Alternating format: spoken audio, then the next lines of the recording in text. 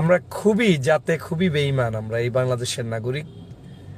আমরা সেই জুলাই বিপ্লবকে ভুলে গিয়েছি, জুলাইয়ের চেতনাকে ভুলে গিয়েছি। ডক্টর মোহাম্মদ ইউনূসের প্রতি আমরা কোনো দায়িত্ব পালন করছি না সেটা মনে হচ্ছে। ডক্টর মোহাম্মদ ইউনূস ছিল বিধায় গত 18 মাসে অন্তত পক্ষে এখন একটি সুষ্ঠু নির্বাচন দিয়ে কেউ বিরোধী দল কেউ প্রধান দল হতে পেরেছেন। ডক্টর মোহাম্মদ ইউনূসের প্রতি আমাদের উচিত ছিল তাকে অন্তত একটা লাল গালিচা সংবর্ধনা দিয়ে বিদায় দেয়া, তাকে অন্তত একটু সম্মানের আসনে দেয়া।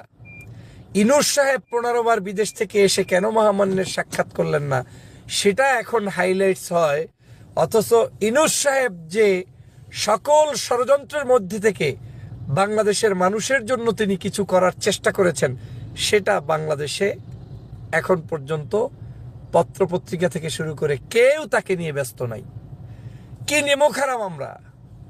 গত 16 বছরের সকল জুলুম অত্যাচার নির্যাতন সেইগুলো আপনি সহ্য করে রাজনীতি করেছেন। আর ডক্টর মোহাম্মদ ইউনূসের 18 মাসে আমরা যা পেয়েছি, যতটুকু পেয়েছি, অনেক সমালোচনা করা যাবে, কিন্তু মন্দের ভালো যতটুকু পেয়েছি ততটুকুর প্রতি আমরা তাকে ততটুকু সম্মান দিতে পারিনি।